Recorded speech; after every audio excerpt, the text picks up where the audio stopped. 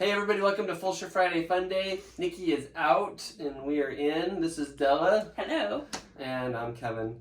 And Nikki said we're talking about shame last week, and so guess what? We do what Nikki does. So. Sometimes. So we're going to do what Nikki says, or we will be shamed. So we're going to talk about shame just briefly.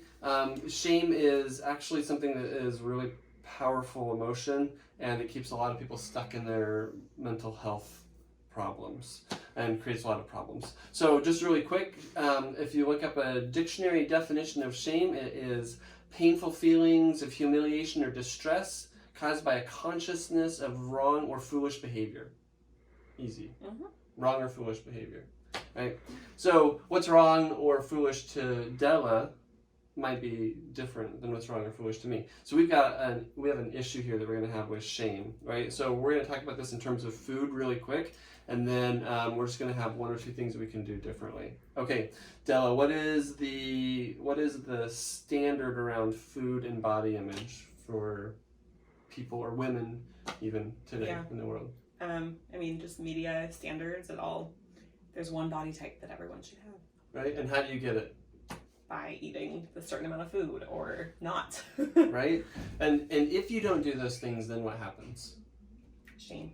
Right? It's shame. Lots of it. So every time a person goes to the kitchen and they eat some chips or some cookies or a sleeve of cookies, talking about experience. I might be, right? So then what happens is because food has become this moral issue, it's become this wrong behavior to eat, right? So then there's shame associated with it.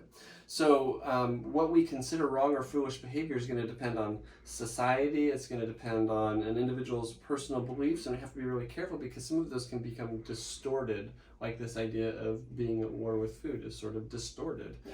So those things can really affect shame. Well, how do we get out of shame?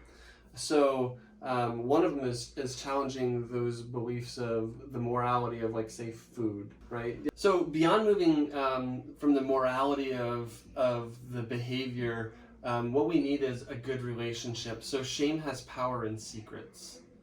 So if I feel like I'm doing something wrong, there's something about shame that makes me hide that, and then I'm a bad person for that. And so then what we need is somebody who can be in the role of a caregiver or seeker. So let's say I'm holding on to all of this shame and all of this what I believe is bad behavior. If I have somebody who is a caregiver, then that can make a huge difference for me. And